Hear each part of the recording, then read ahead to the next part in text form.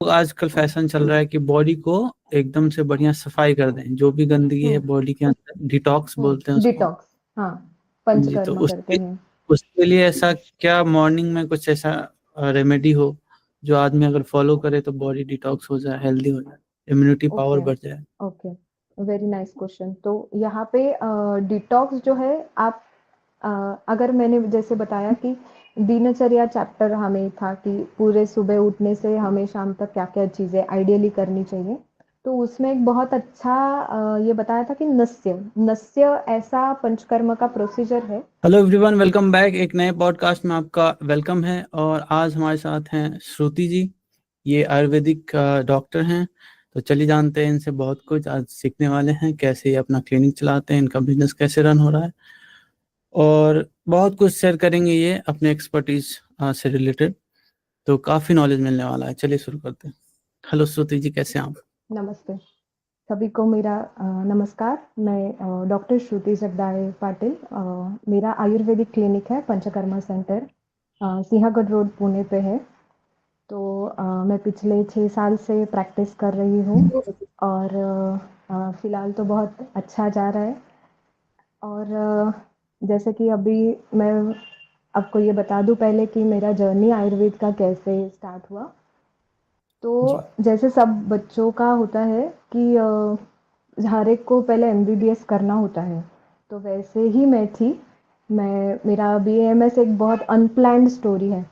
तो जैसे अ, मैं ओपन कैटेगरी में थी, तो एक मार्क की वजह से गवर्नमेंट का एमबीबीएस सीट चला गया। फिर आई कुडंट अफोर्ड द मतलब प्राइवेट का जो ट्यूशन फीस रहता है एमबीबीएस का बहुत ज़्यादा रहता है, तो I was not hmm. Affording that. तो मुझे गवर्नमेंट में ही पढ़ना था। तो एमबीबीएस का तो नहीं मिल रहा है, एक मार्क से चला गया। तो बीडीएस में मुझे इंटरेस्ट नहीं था, डेंटिस्ट्री में। तो मुझे ऐसा होल बॉडी का ऐसा ही स्टडी चाहिए था। तो उस वजह से मैं बीएमएस में आ गई। फिर क्या हुआ कि जैसे बीएमएस में आते हैं तो यहाँ पे तो सब संस्कृत में है। आयुर्वेद पूरा जो भी ब्रह्मा ऋषि से जो आया है वो संस्कृत में है, उसके ग्रंथ वगैरह है। तो जैसे हम्म। आए तो ऐसा लगा कि अभी संस्कृत में कैसे पढ़ेंगे, और 12th तक तो पूरा एजुकेशन इंग्लिश में हुआ है, इंग्लिश मीडियम की स्टूडेंट हूँ। तो ये थोड़ा सा बोरिंग भी लगता है इनिशियली, और ऐसा लगता है कि हमें आ जाएगा या नहीं आएगा। तो टीचर्स बहुत सपोर्टिव थे। तो टिळक आयुर्वेद महाविद्यालय पुणे में बहुत अच्छा कॉलेज है। वहाँ से मैंने मेरा यूजी और पीजी दोनों भी वहाँ से किया है। तो वहाँ पे उन्होंने बहुत अच्छे से सिखाया, और उसमें रुचि निर्माण हो गई मेरी। और मुझे समझ में आ गया कि एक्चुअली आयुर्वेद क्या है। ये तो मतलब सिर्फ डिसीज़ और अपना ट्रीटमेंट ऐसा नहीं है। ये तो ऐसा बोलते हैं कि आयुष्यो वेदः आयुर्वेदः, मतलब हम्म। आयुष्य का पूरा ज्ञान है आयुर्वेद में। तो उसमें तो फर्स्ट चैप्टर से लेके इतना बेसिक बेसिक चीज़ें थी उसमें, जैसे फर्स्ट ईयर को कि अगर सामने से कोई आता है तो हम मुस्कुरा के उसको ग्रीट करना है, या फिर हमने सुबह कितने बजे उठना है, उठने के बाद हमारा दिनचर्या का क्रम कैसे होना चाहिए। या फिर वेगान्न धारेत नाम का एक चैप्टर है, उसमें ऐसा बोला है कि हमें जब भी अर्ज होती है लाइक यूरिन की या फिर फीकल मैटर की, और हम जो है उसको रोक के रखते हैं, फिर हमें यूरिन स्टोन वगैरह जैसी तकलीफें होती है तो वो भी क्यों नहीं धारण करनी है। या फिर जो षड रिपु है जैसे क्रोध है या फिर मत्सर है, ये धारणीय वेगों में बताया है कि हमारा मानसिक स्वभाव कैसा होना चाहिए या संतुलन कैसा होना चाहिए। इतनी छोटी हम्म। छोटी चीज़ों का वर्णन आयुर्वेद में किया है। तो ये सब देखने के बाद मुझे उसमें बहुत ज़्यादा रुचि निर्माण हो गई। और आयुर्वेद में बीएएमएस एक ऐसा वी कैन से ऐसा डिग्री है जिसमें हम दो तरह की प्रैक्टिस कर सकते हैं। एक तो पूरा आयुर्वेदिक भी कर सकते हैं, या फिर आप एलोपैथी प्रैक्टिस जनरल प्रैक्टिस भी चूज कर सकते हैं। लेकिन हम्म। ये शास्त्र पढ़ने पे मुझे आयुर्वेद में ज़्यादा इंटरेस्ट आया। जैसे इसमें जो पंचकर्म बताए हैं, ये बहुत सारी चीज़ें हैं। तो इसमें मैंने डिसाइड किया मेरी फर्स्ट ईयर में ही कि मुझे आयुर्वेदिक ही प्योर प्रैक्टिस करनी है। तो हम्म। यहाँ पे बीएमएस में एक ऐसा पैटर्न है कि यहाँ पे जितने भी बड़े ऑलरेडी डॉक्टर्स हैं, जो उनकी प्रैक्टिस बहुत अच्छी चलती है, तो उनके पास जाके सीखना है, ऑब्जर्वर बन के सीखना है। तो वहाँ पे जाने के बाद उन्होंने मुझे पंचकर्म सिखाया। मेडिसिन्स कैसे बनाते हैं वो भी सिखाया। तो जैसे हम आयुर्वेद में मेडिसिन्स जो यूज़ करते हैं, बूटी वटी या चूरन आपने सुना होगा कभी, तो उसको खुद से प्रिपेयर करना है ताकि उसकी ऑथेंटिसिटी रहे या प्योर फॉर्म में रहे, एडल्ट्रेशन उसमें ना हो। और जब ऐसा खुद से दवाई बनाते हैं तो पेशेंट्स में भी उसका अच्छा रिजल्ट आया हुआ हमें दिखता है।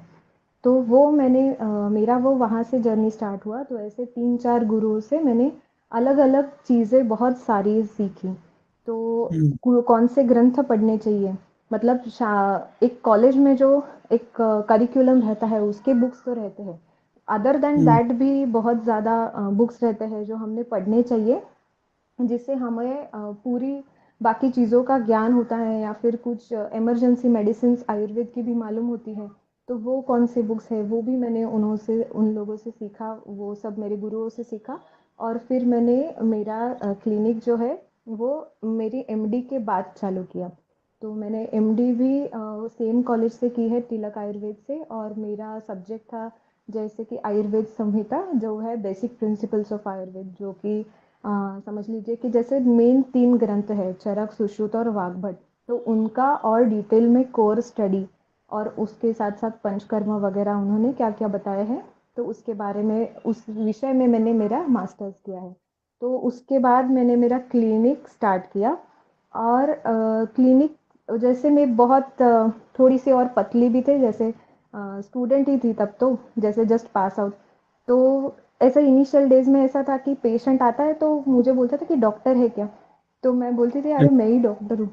तो वो हम्म। थोड़ा पर्सनालिटी पे भी आपको आपकी वर्कआउट करना है, ये बात मुझे समझ में आ गई। और जैसे प्रैक्टिस में क्या बोलते हैं ना, टाइम लगता है सेटल होने के लिए। तो पहले ही एक तो डॉक्टर्स को रिटायरमेंट तो होती नहीं कि पहले वाले चले गए अब आप आ गए, नो, पहले वाले भी है और आपको भी यही होना है। और आपको भी अभी जैसे व्यवहार में आते हैं तो थोड़ा आपको आपके पैसों के बारे में भी सोचना पड़ता है, जैसे रेंट पे करने हैं या जो भी चीज़ें हैं। तो मेरा फर्स्ट मंथ का जो ये कलेक्शन था वो बिल्कुल भी बहुत ही कम था, और जिससे मेरी हम्म। रेंट भी नहीं निकल रही थी। और स्टाफ का तो मतलब छोड़ ही दो। तो मैंने खुद के जेब से पहले पहले तो पैसे भरे हैं मेरे रेंट के भी। तो ऐसे मुझे पहले 5-6 महीने लगे पूरा प्रॉपरली थोड़ा फ्लो बढ़ने में पेशेंट्स का और सेटल होने में। फिर उसके बाद तो मतलब कोई भी लाइक कोई भी प्रोफेशन में हो जाते हैं सेटल अप, अगर कंसिस्टेंट रहे और आपका डेडिकेशन भी होना चाहिए। और जैसे एज अ डॉक्टर क्या होता है, हर एक पेशेंट में आप सेम दवाई नहीं दे सकते। मानो 2 पेशेंट्स हैं और दोनों को बुखार है, तो सेम दवाई दोनों में आयुर्वेद में नहीं होती। यहाँ पे कैसे सोचते हैं कि पुरुषम पुरुषम विक्ष, मतलब हर एक इंसान अलग अलग है। उसकी जो प्रकृति हम बोलते हैं वात पित्त कफ, वो हर एक इंसान की अलग अलग है, तो ट्रीटमेंट सेम कैसे हो सकती है? तो उसकी प्रकृति के अनुसार आपको हर एक को अलग अलग ट्रीटमेंट देना है। तो इसके लिए हर रोज़ आपको उसका ये स्टडी करना पड़ता है कि क्या अभी हर एक पेशेंट में अलग अलग जब भी सिचुएशन आती है तो आपको डेली बेसिस पे इसको स्टिक रहना है, इसके ऊपर डेडिकेटेड रहना है। और आपको आपके ग्रंथों को बार बार बार बार पढ़ना है। तब आपको ग्रंथ भी कभी-कभी बताते जाते हैं कि कभी-कभी रैंडमली पेज ओपन किया और वहाँ से आ जाता है कि मतलब ये कंडीशन और ये उसमें दवाई है, ऐसा दिख भी जाता है कभी-कभी। तो ये ऐसा है कि स्पिरिचुअली भी इसमें थोड़ी चीज़ें हैं कि जैसे खुद वो ऋषि आके अपनी मदद कर रहे हैं, ऐसा भी बहुत बार एक्सपीरियंस हुआ है। और जैसे कि स्पेशलाइजेशन तो अभी जैसे है कि पाइल है या फिर स्किन डिसीजेस है, इनफर्टिलिटी है, पीसीओडी है। ये इसमें तो बहुत अच्छा अभी तो रिजल्ट आ रहा है पेशेंट्स के ऊपर। और ये सब में अगर एक कॉमन फैक्टर हम देखेंगे तो आजकल का जो लाइफस्टाइल है लोगों का, सिडेंट्री लाइफस्टाइल है, खान पान उनका जो गलत है, उठने का समय जो गलत है, या फिर एक्सरसाइज करना, कोई कोई बहुत ही जिम जाते हैं या बहुत ही एक्सरसाइज करते हैं। और कोई कोई लोग हैं जो बिल्कुल भी मतलब लिथार्जिक है, उन वो कुछ भी नहीं करते। So as a Ayurvedic practitioner I will suggest कि एटलीस्ट हफ्ते में से 5 दिन तो आपको एटलीस्ट 30 मिनट्स का तो एक्सरसाइज करना है या फिर वॉक करना है, एंड 10 मिनट्स का प्राणायाम अगर आप करते हैं तो वो आपका सेहत बहुत अच्छा रहता है। हम्म। तो आपका कोई ब्रांड भी है इसमें जिसमें आप अभी मेडिसिन बनवा? जी, जो मेडिसिन हम बनवाते हैं तो जैसे स्टार्टिंग प्रोडक्ट मेरा था जो शतावरी कल्प था, तो हम्म। उसमें जैसे अभी तक मैंने देखा था कि लोग बाकी के लोग हैं जो ये नॉर्मल शुगर जो है वो यूज़ करते हैं, तो हमने उसमें खड़ी शक्कर का यूज़ किया, sugar cane sorry rock sugar जो भी है अ, उसका यूज़ किया।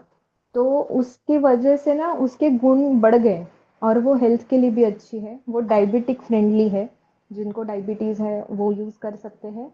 और उसका कलर भी अलग आता है, मतलब थोड़ा सा brownish. If I can show you, I have a packet right now. Okay. So ये देखिए, ये ऐसा ब्राउनिश कलर दिखता है, और ये मेरा ब्रांड है जैसे स्वास्थ्यम, आप देख सकते हैं, तो शतावरी कल्प स्वास्थ्यम का। तो ओके। इसके अंडर हमने और भी प्रोडक्ट्स बनाए, जैसे उपटन है, हेयर ऑयल है, अभ्यंग का ऑयल है।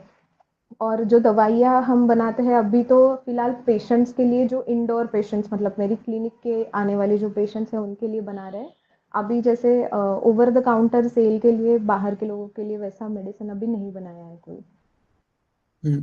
तो ये आपके वेबसाइट पे ये डायरेक्ट मिल जाती है या आपसे कंसल्टेशन लेना पड़ता है?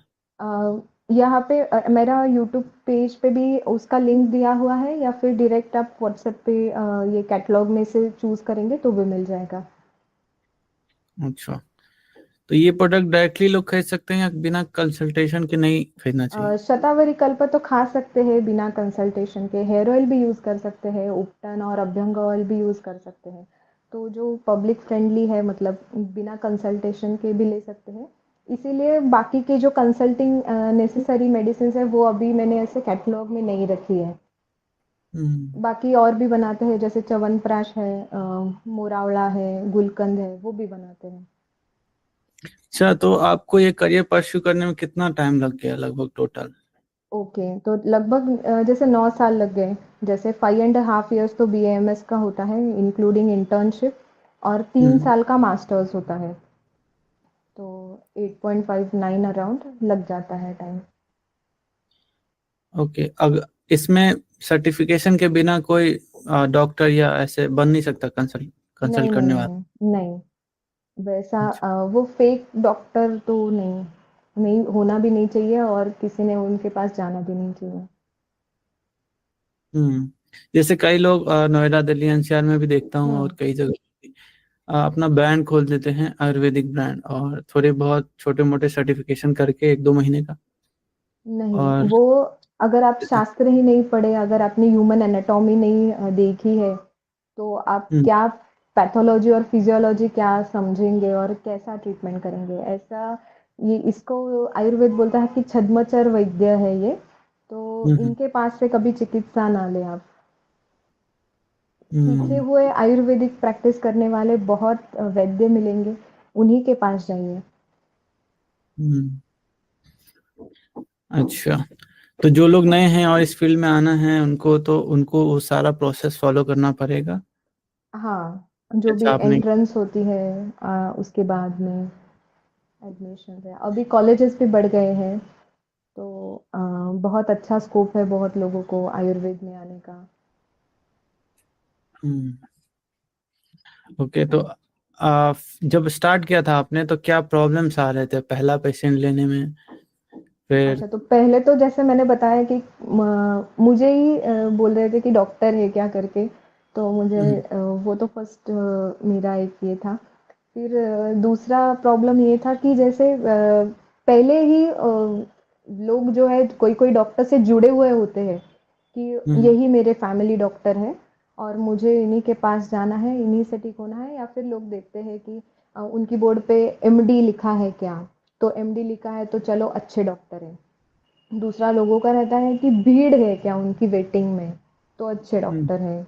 अगर अपॉइंटमेंट आपको जल्दी मिलती है तो वो सोचते हैं कि अरे इनके पास पेशेंट्स आते हैं या नहीं आते हैं तो ठीक होंगे क्या हम, तो वो एक हम्म। फैक्टर रहता है। फीस भी हमको इनिशियली बहुत नॉमिनल रखनी पड़ती है, क्योंकि तभी मतलब इतना भी एक्सपीरियंस जैसे बढ़ता है वैसे फीस शायद से डॉक्टर्स की बढ़ती है, कोई-कोई डॉक्टर्स की, कोई-कोई नहीं हम्म, भी बढ़ाते। तो उनके हिसाब से भी हमें हमारी फीस भी कम रखनी पड़ती है।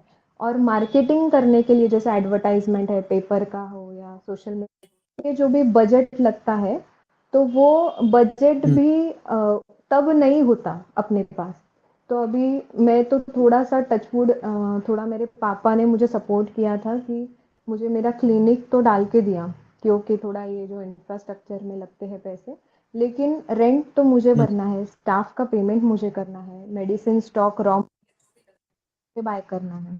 तो इसका जो ये है कैलकुलेशन, और वो मुझे करना है। और इनिशियली जब पेशेंट आते हैं तो हम भी थोड़े से ये रहते हैं कि अच्छा ये दूँ, ये नहीं दूँ और वो। तो थोड़ा-सा इनिशियली वो पैच रहता है, फिर बाद में वो सॉर्ट हो जाता है। तो ये क्लिनिक खोलने में कितना इन्वेस्टमेंट लग जाता होगा? जैसे अभी अगर आपको पंचकर्मा सेंटर करना है और थोड़ा तो अच्छा इंटीरियर करना है, जैसे आपका केबिन तो ठीक-ठाक होना चाहिए और मेडिसिन्स का जैसे रैक वगैरह लगता है, तो एक हम्म। अराउंड 4 टू 5 लैक्स में हो जाता है। अच्छा। हुँ। और फिर अब उसके एडवर्टाइजमेंट वगैरह भी करनी होती होगी? हाँ, तो उसमें तो और ज़्यादा पैसे लग जाते हैं। हम्म। तो सोशल मीडिया वगैरह पे एडवर्टाइजमेंट आप करते हो? तो मैंने क्या किया था कि जैसे मेरे पास तब फंड्स नहीं थे, तो मैंने खुद का यूट्यूब चैनल स्टार्ट किया। वहाँ पे मैंने जो है मेरी खुद के वीडियोस में जो आयुर्वेदिक इन्फॉर्मेशन है वो डालना स्टार्ट किया। इंस्टाग्राम पे रील्स बनाना स्टार्ट किया। तो उससे इंटरैक्शन बढ़ गई लोगों के साथ। फिर वहाँ से भी लोग आना स्टार्ट हो गए। तो ये भी जो अभी स्टार्टअप्स में है जैसे क्लिनिक के, ये लोग कर सकते हैं। दूसरा चीज़ मैंने अच्छी एक की थी कि अर्बन प्रो जो है ट्यूटर्स के लिए एप्लीकेशन है, तो वहाँ हम्म, पे मैंने मेरा नाम रजिस्टर किया था। तो वहाँ पे जो बच्चे आते हैं बीएमएस के, जिनको तकलीफ है, उनको अंडरस्टैंड नहीं हो रहा है शास्त्र क्या है और उनको नहीं समझ आ रहा है, तो उनके ट्यूशंस लेना मैंने स्टार्ट किया था पैरेलल विथ माय क्लिनिक। तो वहाँ से भी थोड़ा सा मेरा इनकम जो है जनरेट होना स्टार्ट हो गया। हम्म। ओके। तो इस क्लिनिक को लेके और करियर को लेके आपका लॉन्ग टर्म गोल क्या है? अभी क्लिनिक तो मुझे और बढ़ाना है, जैसे व्हाट वी से लाइक एक पूरा 2-3 फ्लोर्स का अगर हो, पूरा पंचकर्मा का सेटअप और अच्छा एक अच्छा अलग से इंटीरियर और एक थोड़ा मेडिटेशन का अलग रूम, योगा का अलग रूम, ऐसा थोड़ा मेरा हम्म, विज़न है। और थोड़ा मेडिसिन का सेक्शन बढ़ाना है, मेडिसिन्स बनाने का, उसके जो इंस्ट्रूमेंट्स वगैरह लगते हैं उसके लिए। और हम्म, करियर तो वही है, मतलब मैं what I observe about my self is कि जैसे मैंने समझ लिया मेरी फर्स्ट ईयर में कि मुझे आयुर्वेद पसंद आ गया है और मुझे हम्म, उसी पे मेरा करियर करना है। तो मैंने जो भी पैरेलल वेज निकाले इनकम सोर्स के, जैसे यूट्यूब, इंस्टाग्राम या अर्बन प्रो जो भी है, तो मैंने आयुर्वेद को एज अ बेस रख के ही निकाले। I did not move to some other profession to earn something, ऐसा हम्म। है। तो कई लोगों को कंफ्यूजन रहता है कि करियर कौन सा चूज करें। तो आपके हुँ। हिसाब से कैसे सेलेक्ट करना चाहिए? जैसे आपने आयुर्वेदिक चूज किया, अब लोगों में अभी कंफ्यूजन रहता है कि हाँ, आयुर्वेदिक करें क्या करें, तो क्या तरीका हो सकता है, आइडियल पाथ? ओके। तो मुझे ऐसा लगता है कि पहले तो उन्होंने खुद का मतलब ऑब्ज़र्व करना चाहिए कि उनको क्या पसंद है ज़्यादा। अभी hmm, like I am a 90s kid, तो हमें तब इतना ज़्यादा सोशल मीडिया भी नहीं था कि इतने प्लेटफ़ॉर्म्स अलग कौन से हैं, तो वो हमें पहले से ही पता चले। जैसे अभी लोगों को है वो अवेलेबल कि वो सिलेक्ट करने के लिए रिसर्च बहुत ज़्यादा कर सकते हैं, गूगल यूज़ कर सकते हैं या हम्म, इंस्टाग्राम पे रील्स भी बहुत आती है एजुकेशन के रिलेटेड। तो वो तो देख सकते हैं कि उनको क्या अच्छा लग रहा है। दूसरा चीज़ होता है कि कभी-कभी हमारी प्लान के हिसाब से तो नहीं जाता, जैसे कि मेरा भी, मुझे एमबीबीएस करना था, but now I am very fortunate कि मुझे वो नहीं मिला और ये मेरा अनप्लैन्ड बीएमएस का जर्नी स्टार्ट हो गया। तो कभी-कभी हम्म, अनप्लैन्ड भी हो सकता है आपकी लाइफ में, और आप उस तभी भी ऐसा हो सकता है कि आपको क्लिक हो जाता है कि ये मुझे पसंद है। तो चूज़ करते वक़्त तो it should not be harmful to anybody, not to yourself also. And आपका जो भी करियर है उसमें आपको सैटिस्फैक्शन बहुत इम्पोर्टेंट है। तो अगर आप सैटिस्फाइड हैं, जो भी काम आप कर रहे हैं, तो आप उसको कितनी भी देर तक कर सकते हैं। और आप उसमें ना थोड़ा-सा इनिशियल फ़ेज़ में अगर रिटर्न्स नहीं भी आ रहे हैं, तो भी उस पे डटे रह सकते हैं। जैसे you can stick to it कि मुझे हम्म। मालूम है आगे जाके मैं उसमें कुछ ना कुछ तो करूँगी या करूँगा। तो ये होना चाहिए करियर चूज़ करते वक़्त। मनी मनी भी इम्पोर्टेंट है, बट उसके साथ-साथ सैटिस्फैक्शन भी उतना ही इम्पोर्टेंट है। अब जैसे आयुर्वेदा का लोग मेडिकेशन भी जब लेते हैं या लेना चाहते हैं तो उनको कई लोग बोलते हैं या उनको खुद भी लगता है कि बहुत कॉस्टली है, प्रोडक्ट्स हुँ, काफी महंगे आते हैं। हाँ। तो क्या ये मिथ है या सही है मतलब? नहीं, सही है। कभी-कभी गोल्ड कंपाउंड्स रहते हैं आयुर्वेद में, तो वैसे ही अभी गोल्ड का रेट जो है वो बहुत महँगा है।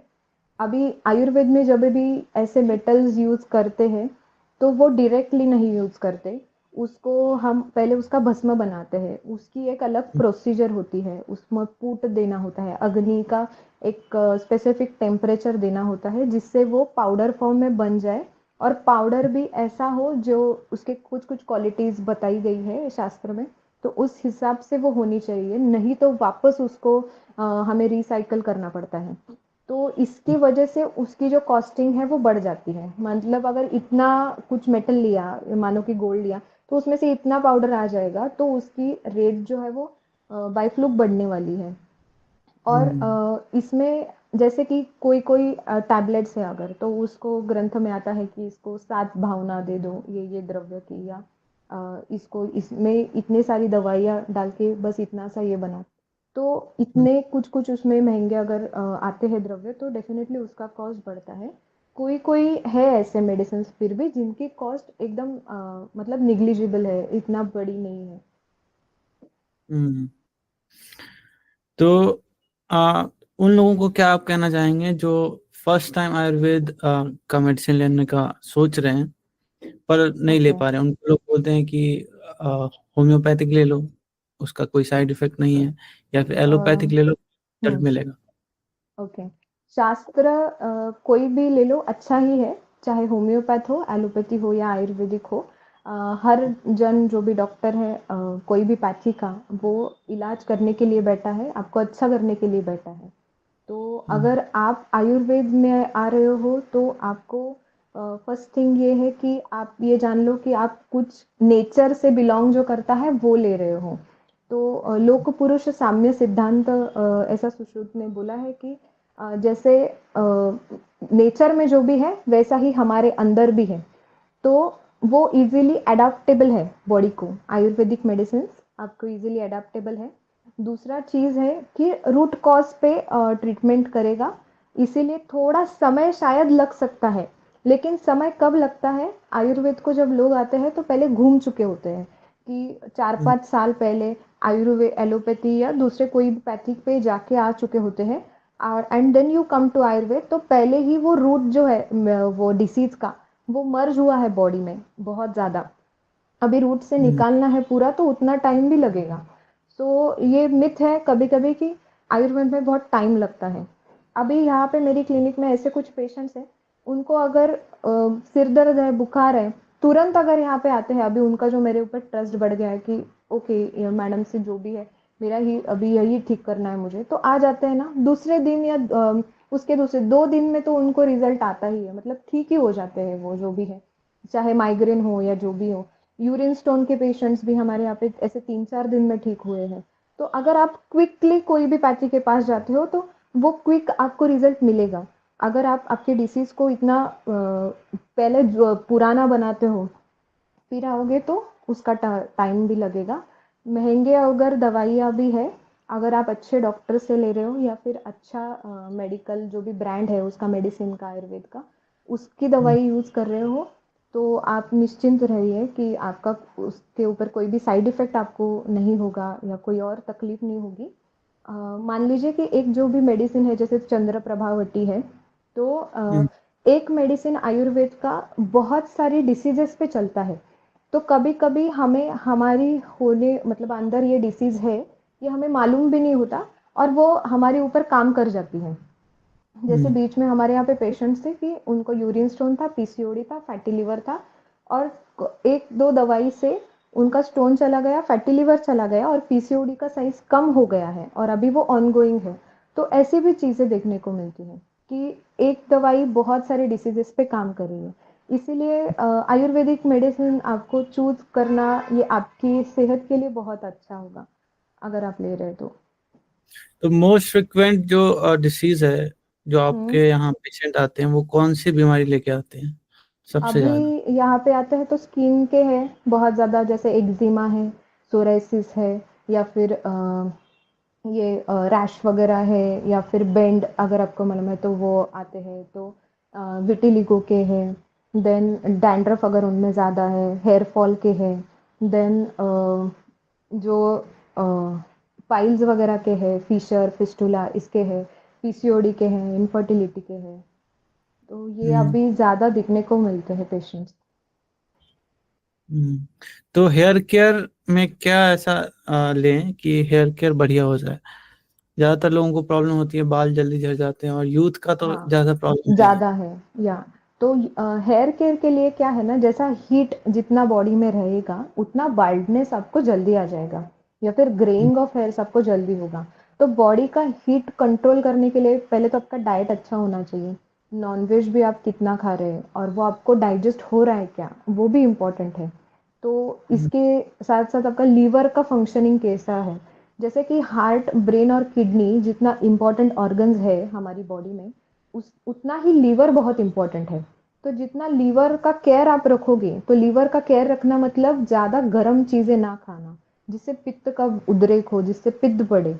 तो जैसे अग्नि जो है जैसे ऊपर चली जाती है, वैसा ही हमारी बॉडी का हीट भी सिर से कभी बाहर निकलता है तो बाल्डनेस या ग्रेइंग ऑफ हेयर बहुत आता है। सिर्फ हम्म। डाइट इम्पोर्टेंट नहीं है, इसमें आपका स्वभाव भी इम्पोर्टेंट है।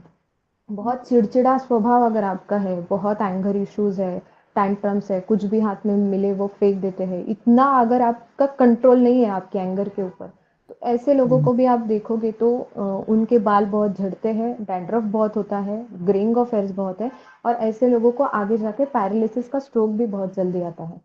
तो हम्म। इतना बोलते हैं ना, खून खोलना आप जितना कम करेंगे उतना आपका हेयर एंड स्किन अच्छा रहता है। हम्म। और जैसे ज्यादा उम्र के लोग हैं, उनको घुटनों में बहुत प्रॉब्लम होती है, तो हाँ, आयुर्वेद में ऐसा क्या इलाज है, होम रेमेडी टाइप, कि ऐसा आसानी से वो? होम रेमेडी तो जैसे पत्रपोटली स्वेद या पिंड स्वेद ऐसा कर सकते हैं। तो हम्म। ज़्यादा बड़े लोग हैं उम्र में, तो उनमें नेचुरली वात दोष जो है, वार्धक्य में बोला है कि वात जो है वो बढ़ जाता है। हम्म। मिडल एज जो है हमारा, जैसे यंग एज है उसमें पित्त का ये अति होता है, और जैसे बच्चों का एज है उसमें कफ प्रदान वो अवस्था रहती है। तो जैसे बूढ़े लोग हैं, अगर वात दोष ज़्यादा है तो आप नेचुरली देखेंगे उनमें रिंकल्स जो है, रिंकल्स ज़्यादा होते हैं, ड्राई स्किन ज़्यादा होती है, और ऐसा कट कट आवाज़ आना संधियों से वो ज़्यादा होता है। तो ये वात बढ़ने के कारण है। तो कोई जैसे महानारायण तेल है, आप उससे डेली मसाज उन लोगों को कर सकते हो, जिससे वात थोड़ा कम हो जाए। दूसरा जो है मैंने बोला पत्र पोटली स्वेद, वो कर सकते हो, बहुत ही आसान है, घर पे कर सकते हैं। कोई भी एक बर्तन लेना है, उसमें थोड़ा सा तिल का तेल या ये सीसम ऑयल जो भी सॉरी मोहरी का तेल, राई का तेल जो बोलते हैं, वो डाल हम्म। सकते हैं। और उसमें पत्ते डालने हैं, तो निर्गुंडी का अगर मालूम है आपको, निर्गुंडी का पत्ता डालना है, एरंड का पत्ता डालना है, और शेवगा, आप क्या बोलते हैं हिंदी में उसको, अ, शेवगा मालूम है, ड्रम स्टिक्स जो है, ड्रम स्टिक्स के पत्ते जो रहते हैं वो हम्म। उसमें डालने हैं। और थोड़ा सा लहसुन डालना है, जैसे 6-7 पेटल्स लहसुन के डालने हैं, और उसको ऐसे उसमें थोड़ा सा फ्राई करना है। और फ्राई होने के बाद एक रुमाल लेना है, उसमें ये पत्ते डालने हैं, उसका एक पोटली बनाना है एकदम बांध के, और उससे घुटनों को सेकना है। ये जो भी पत्ते हैं ये वात को कम करने वाले वात शामक पत्ते हैं। तो और उससे तेल उसमें जो एब्जॉर्ब होता है, इससे आपका जो साइनोवियल फ्लूइड है जो घुटनों में घट जाता है, डिजनरेट हो जाता है विथ एज, वो थोड़ा थोड़ा रिकवर होने में आ जाता है ये प्रोसेस से। ऐसा आपको 7 दिन अगर करते हैं तो इससे बहुत अच्छा रिजल्ट आता है। हम्म। इसके साथ एक और मेन प्रॉब्लम है लोगों को, मसल हम्म। बिल्डिंग का। हम्म। लोग जिम जाते हैं, जिम बहुत जाते हैं, पतले, हाँ। हाँ पतले हैं, हम्म। वेट गेन करना चाहते हैं। हम्म। तो आयुर्वेद में इससे रिलेटेड भी कोई तो ट्रीटमेंट होगा जिससे जल्दी से जल्दी जो भी खाए बॉडी में लगे, मसल बने। अच्छा, हाँ, हाँ। तो इसके लिए अभी मसल्स पे काम करने के लिए एक सबको जो दवा मालूम है वो मैं बताती हूँ, वो है अश्वगंधा, जो मसल्स अच्छा रिपेयर करती है। दूसरी जो है, जैसे प्रोटीन पाउडर लोग लेते हैं, उसके अलावा जैसे हमने यहाँ पे क्लिनिक में भी एक बल्य योग नाम से बनाया है। उसमें हम्म। ज़्यादा कुछ नहीं, जैसे शतावरी है, अश्वगंधा है और माउंट्स पाचक नाम से कुछ दवाइयाँ आयुर्वेद में है, वो है। तो जैसे कोई भी ये बढ़ाना है आपको तो वहाँ का अग्नि अच्छा करना ज़रूरी है। तो हमें जो रहता है मालूम, वो है कि पेट का अग्नि। तो जैसे हमें भूख लगती है, वो क्या है, हमारी पेट का अग्नि ऐसा फायर बढ़ गया है कि अभी भूख लग रही है, कुछ डाल दो अंदर। तो वैसे ही हम्म। हर एक ऑर्गन का खुद का एक अग्नि भी रहता है। कभी-कभी आप देखेंगे कि कुछ भी खा ले लोग, तो उनके फैट्स ही बढ़ते हैं। क्यों? क्योंकि हम्म। उनका जो जा रहा है, खाने का जो स्रोत है, जो जहाँ-जहाँ जो ऑर्गन को जा रहा है, वो कहीं तो ब्लॉक है, उसका अग्नि ठीक नहीं है वो ऑर्गन का। तो वो पहले अगर ठीक करते हैं और ये पाउडर जो भी अभी मैंने बताया, उसका मिश्रण करके लेते हैं, तो मसल बिल्डिंग भी हो जाती है। हम्म। और ये भी कई आजकल वीडियो भी वायरल हो रहा है इस चीज पे कि खाना खाने हुँ, के बाद पानी पीना चाहिए या नहीं। सिंपल चीज है ओके। पर बहुत लोग कंफ्यूजन रहती है कि हुँ, पीना है तो कितने देर बाद पीना है या पहले पीना है, क्या सही ओके। तरीका है। हाँ, मैं अभी इसके लिए एक अच्छा सूत्र बताया है आयुर्वेद में, पहले वो मैं आपको बताती हूँ कि अजीर्णे भेषजं वारी जीर्णे वारी बलप्रदं भोजने च अमृतम वारी भोजनांते विषप्रदम। मतलब अगर अजीर्ण हुआ है आपको, जैसे इंडाइजेशन हुआ है, तो गरम गुनगुना पानी पीना, ये मेडिसिन है। हम्म। जीर्णे वारी बलप्रदम, अगर डाइजेशन कंप्लीट हुआ है तो अगर पानी पीते हैं तो वो बल देता है। हम्म। भोजनेच्या अमृतम वारी, वारी मतलब पानी, ओके। भोजनेच्या अमृतम वारी मतलब भोजन करते समय अगर आप पानी पीते हैं तो वो अमृत के समान काम करता है।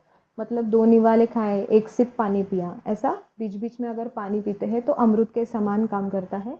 और भोजन अंते विषप्रदम ऐसा बोला है। तो मतलब भोजन करते समय कोई-कोई लोग बिल्कुल भी पानी नहीं पीते और जैसे भोजन खत्म हो जाता है तो 1 लोटा भर के पानी गट-गट पी जाते हैं। तो ये विष के समान काम करता है, क्योंकि आप जो भी आपने डाला है अंदर ये खाना, तो उसके ऊपर आप पूरा पूरा वो अग्नि जो है वो बुझा रहे हैं। तो वो हम्म। बिल्कुल भी नहीं करना है, इससे आपका डाइजेशन खराब होता है। तो ऐसे लोगों को आप देखोगे तो उनको एसिडिटी या फिर फार्ट्स होना या फिर पाइल्स होना, ये इन लोगों में ज़्यादा दिखाई देता है। और जो बीच-बीच में पानी पीते हैं, वो हेल्थ वाइज भी अब देखोगे तो मीडियम उनका बांधा जो है पर्सनालिटी फिगर, ऐसा मीडियम रहती है, बहुत स्थूल भी नहीं रहते, बहुत लीन भी नहीं रहते, और उनका डाइजेशन अच्छा रहता है। और जो जीर्ण आहार के लक्षण बोले हैं, जैसे आपकी एकदम उल्लास आपका दिखना, चेहरे पे उत्साह दिखना, ये भी उन लोगों में ज्यादा दिखता है। हम्म। तो जैसे 30 या 35 उम्र के बाद लोगों का पेट बाहर आ जाता है, इंडिया में हम्म। मैक्सिमम मर्दों का यही हम्म। हाल है। हम्म। तो ऐसा क्या सेंट्रल किया जाए? ओबेसिटी। हाँ, तो इसके लिए आयुर्वेद में आइडियली ऐसा क्या? ये जो लोग होते हैं, ये उनकी जैसे अभी 30s की एज है तो भी हर रोज जो डेली एक्सरसाइज करनी चाहिए, जैसे मैंने बोला पहले ही कि हाफ एन आवर तो एटलीस्ट आपको चलना ही है हर रोज। तो ये लोग, ये मैंने देखा है कि नहीं करते हैं मोस्टली। फिर ये प्राणायाम वगैरह भी नहीं करते।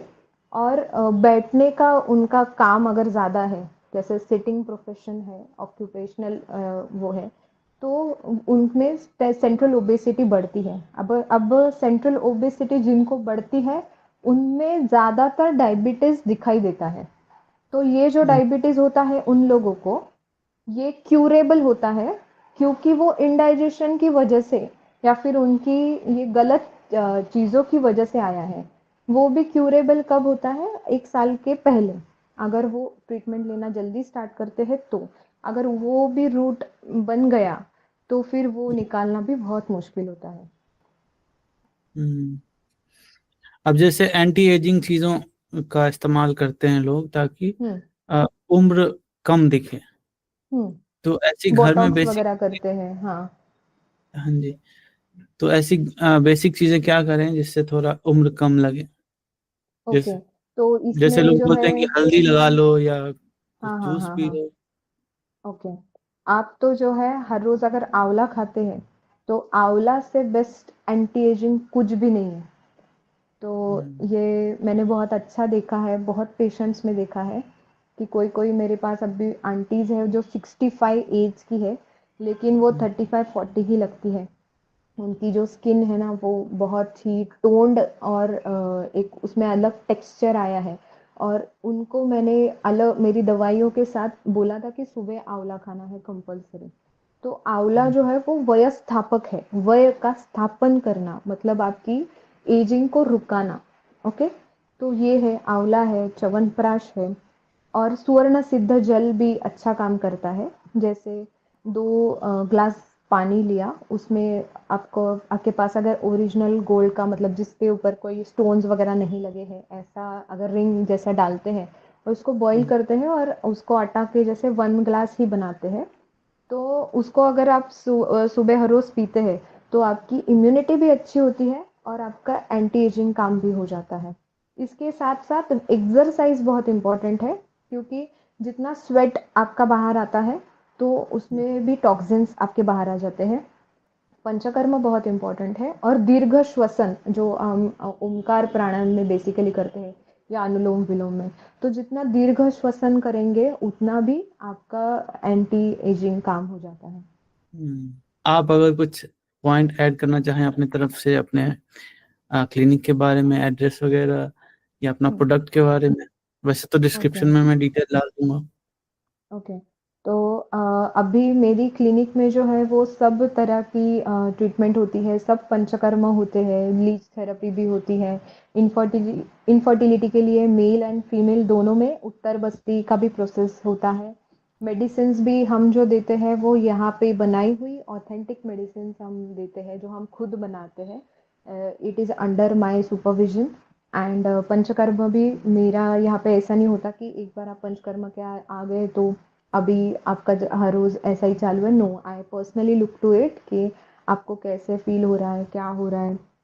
और इसके साथ साथ व्हाट वी से कि जैसे आयुर्वेद का प्रचार भी मेरे हाथ से चालू है। जैसे मैं मेरा खुद का एक ट्रस्ट भी है, और यहाँ पे जो पुणे में दगड़ूशेठ गणपति ट्रस्ट है, तो उनके अंडर भी मैं एज अ डॉक्टर काम करती हूँ। तो आप वहाँ पे भी अगर कभी आपको मिलने आना है तो वहाँ पे भी आप आ सकते हैं, या फिर मेरी क्लिनिक जो सिंहगढ़ रोड पे है वहाँ पे भी आप आ सकते हैं। फ़ोन नंबर जो है वो अभी डिस्क्रिप्शन में या फिर ये नीचे आपको मिल जाएगा। और आपको अगर कुछ भी क्वेरीज है तो आप डायरेक्टली हमें कांटेक्ट कर सकते हैं, जैसे व्हाट्सएप थ्रू है या यूट्यूब चैनल पे है, या कैसे भी आप कर सकते हैं। और आप कंसल्टिंग अपॉइंटमेंट लेके आ सकते हैं कंसल्टिंग के लिए। हम्म। तो कई लोग, आजकल फैशन चल रहा है कि बॉडी को एकदम से बढ़िया सफाई कर दें, जो भी गंदगी है हम्म। बॉडी के अंदर, डिटॉक्स बोलते हैं उसको। डिटॉक्स, हाँ, जी, तो पंचकर्मा करते उसके हैं। उसके लिए ऐसा क्या मॉर्निंग में कुछ ऐसा रेमेडी हो जो आदमी अगर फॉलो करे तो बॉडी डिटॉक्स हो जाए, हेल्दी हो जाए, इम्यूनिटी पावर ओके। बढ़ जाए? Okay, very nice question. तो यहाँ पे डिटॉक्स जो है आप अ, अगर मैंने जैसे बताया कि दिनचर्या चैप्टर हमें था कि पूरे सुबह उठने से हमें शाम तक क्या क्या चीज़ें आइडियली करनी चाहिए, तो उसमें एक बहुत अच्छा ये बताया था कि नस्य नस्य ऐसा पंचकर्म का प्रोसीजर है जो हम डेली हम्म। बेसिस पे कर सकते हैं। तो नस्य मतलब जैसे अणु तेल का बॉटल मिलता है, या फिर आप घर के घर अगर करना चाहते हैं तो गाय का घी लीजिए, उसमें थोड़ा सा हम्म। भीमसेनी कपूर डाल दीजिए, और उसके जो गाय के घी के 2-2 बूंद है वो आप अगर दोनों नॉस्ट्रल्स में डाल रहे हैं, तो यहाँ से लेके आपका शोल्डर के ऊपर के जो भी ऑर्गन्स है, आपकी आंखें है, ब्रेन है, वहाँ जाने वाली जो नसें हैं, दांत है, आपकी टंग है, तो इनको जो है स्निग्धता बनी रहती है। और यहाँ डिटॉक्स होना भी ज़रूरी है। डिटॉक्स सिर्फ इंटेस्टाइन्स का होना ज़रूरी नहीं है, इसका भी डिटॉक्स होना ज़रूरी है। तो ये हो गई शोल्डर के ऊपर की चीज़ें। हर रोज 2 बार खाना और एक बार शौच को जाना ऐसा आइडियल है, ऐसा ग्रंथ मानता है। जो लोग ये करते हैं उनका डिटॉक्सिफिकेशन नेचुरली होता है। तो आपको ये देखना चाहिए कि आप डेली बेसिस पे आपका पेट साफ हो रहा है या नहीं हो रहा है।